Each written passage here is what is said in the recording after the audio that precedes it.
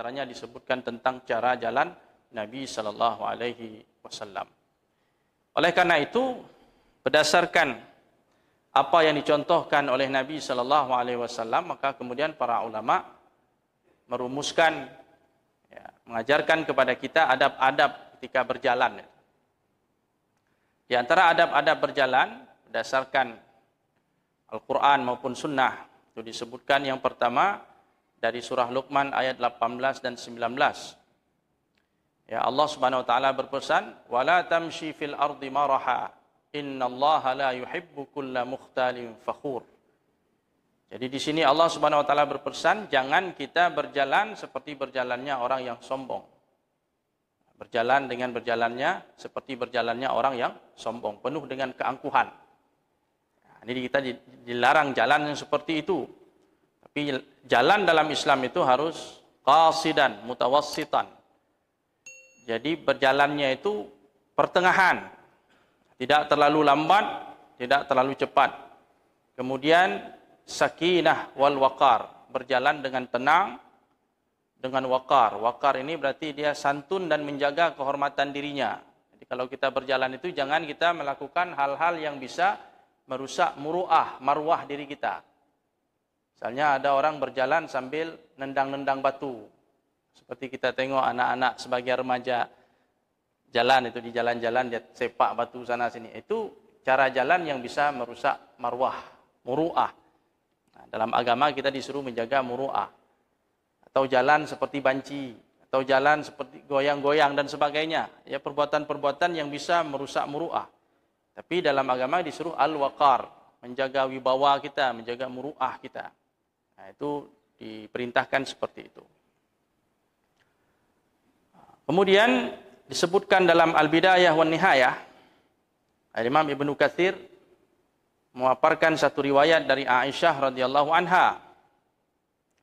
Suatu hari Aisyah melihat seseorang berjalannya terlalu lemah, seperti orang sakit begitu.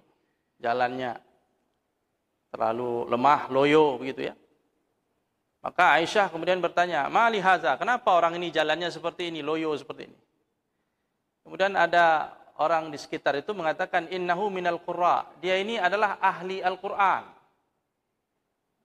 Jadi seakan-akan kalau sudah ahli Quran tuh ulama jalannya loyo itu, lemah, tawadu itu. Ya, seperti itu. Kesannya begitu. Ya, dia memberi kesan seakan-akan jalannya harus seperti itu. Faqalat, maka kemudian Aisyah berkata, "Kana Umar." Jadi Aisyah mengkritik orang jalan loyo seperti itu. Dia bilang, "Dulu Umar bin Khattab waktu masih hidup, Sayyidul Qurra, dia itu adalah pemimpinnya Qurra. Pemimpinnya ahli Al-Quran. Siapa yang paling jago Al-Quran? Waktu Umar Sayyidun. Komandannya. Pemimpin ahli Al-Quran. Wa kana idza masya asra. Umar kalau jalan cepat. Macam jalannya Nabi. Tidak ada loyo-loyo dia. Walaupun ulama. Ahli ibadah. Semua ada sama Umar itu. Wa idza masya asra. Kata Aisyah, dia kalau jalan cepat. Wa idza qala asma. Kalau ngomong suaranya terdengar. Jadi tidak ada loyo-loyo, suaranya pun lantang gitu. Kalau berkhutbah itu dengar semua orang. Wa idza daraba auja, kalau mukul sakit. Itu kata Aisyah. Jadi Umar bin Khattab kalau mukul sakit. Nah, jadi bukan tidak ada tipe-tipe banci-banci itu sama Umar bin Khattab, tidak ada. Kalau jalan cepat, kalau ngomong semua orang bisa dengar, lantang suaranya. Kalau pukul sakit. Itu Umar bin Khattab. Dan dia adalah orang yang paling tawadu, waliullah, ahli Al-Quran, ulama, semua ada sama beliau, sifat-sifat kemuliaan. Ya, jadi, Sayyidah Aisyah ingin kita meniru seperti itu. Jangan mentang-mentang ulama, fuqaha, sebagainya, jalannya loyo, ahli zikir, jalannya loyo. Tidak seperti itu, Islam tidak seperti itu.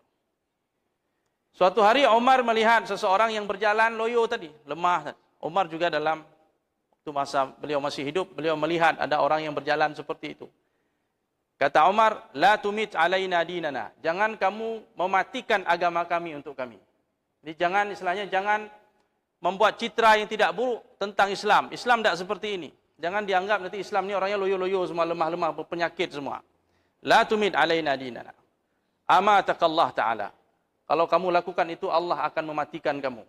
Ini jangan matikan agama Islam ini dengan sikap kamu yang salah itu memperlihatkan Islam seperti itu. Kemudian suatu hari juga Umar melihat orang yang ketika dia berpenampilan dia menundukkan kepalanya, selalu nunduk begini, selalu menunduk. Seakan-akan itu lebih baik. Maka Umar mengatakan, "Irfa' ra'sak, angkat kepalamu. Innal Islam laisa bimarid." Islam itu bukan agama orang sakit. Angkat kepala, angkat. Jadi jangan loyo-loyo, jangan lemah-lemah begitu. Nampakkan Islam itu punya izzah, punya kekuatan. Tapi juga tidak sombong. Inilah bagaimana kita diajarkan tadi. Ya. Wasatan itu. Tidak sombong, tidak takabur, tetap menjaga sakinah wal waqar, tapi juga tidak loyo, tidak lemah, tidak seperti orang sakit. Islam ini harus diperlihatkan sebagai agama yang punya izzah, punya kekuatan. Itu di antara adab-adab yang dicontohkan ya, oleh Nabi, oleh para sahabatnya. Kemudian dalam surah Al-Furqan ayat 63 juga disinggung tentang itu, tentang ibadur rahman. Wa ibadur rahmanil ladzina yamshuna 'alal ardi hauna. Jadi kata-kata hauna, ibadur rahman, hamba-hamba Allah yang Maha Pengasih, hamba-hamba Allah yang mendapatkan kemuliaan khusus dari Allah yang Maha Pengasih. Mereka itu berjalan di atas muka bumi ini dengan haunan. Haunan itu artinya bisakinah, dengan tenang, wa waqar, menjaga muruah, kehormatan dirinya. Masyan layyinan rafiqan, berjalan dengan lembut, tidak merusak. Inilah cara berjalan dalam Islam sesuai dengan spirit Al-Quran, Sunnah dan apa yang dicontohkan oleh sahabat Nabi SAW. Kemudian ketika berjalan, ghaddul basar, perhatikan juga, tundukkan pandangan. Dalam artian menjaga pandangan kita dari melihat hal-hal yang diharamkan oleh Allah Subhanahu wa taala. Qul lil mu'minina yaghuddu min absarihim wa yahfazu furujahum. Katakan kepada orang-orang yang beriman, hendaklah mereka menundukkan, menjaga pandangan mereka dan menjaga kemaluan mereka, tidak melakukan perbuatan fahisyah yang keji yang dilarang oleh Allah Subhanahu wa taala. Karena semua itu bisa berawal dari mata. Dari mata itu akan menggiring kita kepada perbuatan yang lebih keji. Maka diperingatkan kita untuk menjaga pandangan ini. Suatu hari Nabi SAW membonceng sepupunya, Aqil ibn Abi Talib. Ya. Tiba-tiba ketemu dengan seorang wanita di tengah jalan. Aqil tadi yang masih muda tadi memperhatikan wanita itu. Dia pandangi wanita itu lama-lama. Kemudian Nabi SAW membalikkan pandangannya. Nabi melarang dia melihat wanita cantik itu dalam waktu yang lama, karena ini akan meracuni jiwa dia, ya, merusak imannya. Ini diantara adab-adab di dalam berjalan. Kemudian ilqa'us salam, kata para ulama. Ketika kita berjalan juga perhatikan ada adab-adabnya. Ada salam, ya. Nabi SAW ditanya oleh seorang sahabat, Ayyul Islami khair? Bagian apa dalam Islam yang paling bagus untuk diamalkan?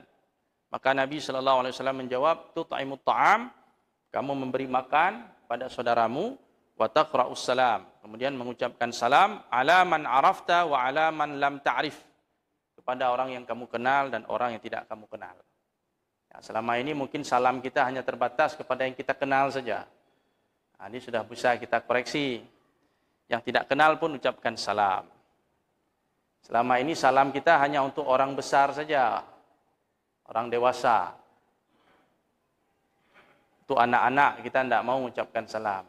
Sekarang sudah bisa, sudah mulai anak-anak pun kita ucapkan salam. Ada anak-anak sedang bermain, ucapkan salam. Karena Nabi SAW ketika lewat di tempat anak-anak bermain, Nabi mengucapkan salam kepada mereka. Ucapkan salam pada orang yang kamu kenal dan orang yang tidak kamu kenal. Kemudian prinsip yang lainnya ketika kita berjalan, al-muslimu man salimal muslimuna min lisanihi wa yadihi. Orang Islam itu sesungguhnya adalah orang yang memberikan keselamatan kepada orang lain, tidak mengganggu orang lain dari kejahatan lisan dan tangannya. Jadi pada saat kita berjalan jangan sampai lidah kita membuat orang tersinggung. Baik dengan isyarat lidah ataupun dengan ucapan membuat orang tersakiti. Ini dijaga. Dan tangan, jangan sampai tangan kita melukai orang lain. Prinsip la darara wa la dirar itu juga harus diperhatikan ketika kita berjalan. Jangan membuat kerugian kepada orang lain. Darar itu artinya merugikan orang lain. Sedangkan dirar membalas kejahatan dengan kejahatan yang lebih besar. Kalau darar itu sifatnya ibtidai. Artinya kita orang tidak ada salah, kita ganggu. Itu tidak boleh. La darar. Wala dirar. Dirar ini sifatnya mukafaah. Jangan menyakiti orang melebihi dari apa yang dia lakukan terhadap kita. Jadi ada unsur balasan di situ. Misalnya orang menyakiti kita. Ada orang menampar kita. Sekali, kita tampar dia 10 kali. Nah, ini dirar. Menyakiti orang, membalas dengan balasan yang lebih dari perbuatan dia terhadap kita. Itu dirar. Jadi la darara. Jangan memulai menyakiti orang lain. Wala dirar. Dan jangan membalas perbuatan buruk orang lain dengan balasan yang lebih besar. Nah, ini dilarang. Dalam kita berjalan, manapun kita berjalan, prinsip ini harus bersemayam dalam jiwa kita. Harus betul-betul. La darara wala dirar. Kemudian, seorang sahabat bertanya kepada Nabi SAW, Ya Nabi Allah, alimni syai'an antafi'u bih. Ajarkan kepadaku sesuatu yang bermanfaat bagiku. Kata Nabi SAW, i'zilil adha an tariqil muslimin. Pindahkan barang-barang yang mengganggu di jalan kaum muslimin. Kalau kita sedang jalan, di depan ada hal yang mengganggu, sesuatu yang bisa melukai orang, bisa membocorkan ban sepeda motor orang, ya, apa saja yang mengganggu, itu kita pindahkan. Ini adab-adab di dalam berjalan. Nah, jadi memperkaya dari apa yang sudah kita dengar tadi dari kitab Syama'il, perkaya lagi dengan adab-adab di dalam agama dalam ketika kita berjalan. Ada sesuatu yang membahayakan, pindahkan. Nah, kita selamat, alhamdulillah. Kita juga ingin orang lain selamat, saudara kita selamat. Kalaupun kita sudah tertusuk kaki kita dengan duri tadi atau beling yang ada di jalan itu, jangan kita mencari korban berikutnya. Kadang-kadang kita jadi korban, kita ingin ada korban-korban berikutnya. Enggak puas kalau orang lain belum jadi korban. Nah, ini jangan. Orang Islam tidak seperti itu. Muslim tidak seperti itu. Ya. Kita menginginkan kebaikan untuk saudara kita. Pindahkan, kata Nabi, hal-hal yang mengganggu dari jalan itu, maka kita betul-betul menjadi Muslim yang baik. Dalam hadis lain, Nabi mempertegas, Al-imanu bid'un wa sab'un. Syu'bah, iman itu ada 70 sekian cabang, atau 60 sekian cabang. Salah satunya, kata Nabi, wa adnaha imatatul adha anit tariq. Perkara iman yang paling rendah, memindahkan duri atau apa saja yang mengganggu dari jalan. Jadi perhatikan jalan itu jangan sampai kita melakukan hal-hal yang bisa mengganggu orang lain. Nah, itu salah satu dari cerminan iman. Jadi kalau ini tidak kita amalkan berarti ada salah satu cabang iman kita yang patah atau salah satu cabang iman kita yang bermasalah. Demikian juga Rasulullah SAW memperingatkan untuk tidak duduk di jalan-jalan, ya. Tidak ngobrol, tidak buat perbincangan di tepi jalan. Ya Rasulullah, kata para sahabat, kalau kami juga harus duduk, bagaimana? Kami berbincang-bincang di tempat itu. Kata Nabi SAW, jika kalian ingin seperti itu, maka berikanlah jalan itu haknya. Di jalan itu ada haknya. Para sahabat bertanya, apa hak dari jalan itu? Pertama, kata Nabi, ghaddul basar.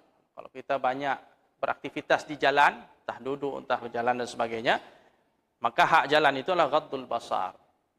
Tahan pandangan kita, karena di jalan itu semua orang lewat. Banyak yang tidak halal untuk kita lihat lewat di sana, maka kewajiban kita menjaga pandangan. Kalau sanggup itu, maka silakan. Kalau tidak, maka hindari tempat yang bisa menimbulkan fitnah bagi diri kita. Wa kaful adza, kemudian tidak melakukan hal-hal yang merugikan orang lain, menyakiti orang lain. Waraddus salam, menjawab salam. Ketika kita berada di jalan, orang akan mengucapkan salam, maka kita jawab. Wal amru bil ma'ruf wan nahyi 'anil munkar. Amar ma'ruf dan nahi munkar. Banyak hal-hal yang mungkin tidak benar terjadi di dalam perjalanan itu. Maka kita harus siap melakukan amar ma'ruf nahi munkar. Jadi itulah beberapa atau sekelumit tentang adab-adab jalan, ya, selain dari apa yang sudah disebutkan di dalam kitab Syama'il tentang cara jalan Nabi sallallahu alaihi wasallam dan adab-adabnya. Demikian kaum muslimin yang dirahmati Allah Subhanahu wa taala, pembahasan kita pada malam yang berbahagia ini. Mudah-mudahan bermanfaat. Aqulu qauli hadza wa astaghfirullah li wa lakum. Subhanakallahumma wa bihamdik asyhadu an la ilaha illa anta nastaghfiruka wa natubu ilaik. Assalamualaikum warahmatullahi wabarakatuh.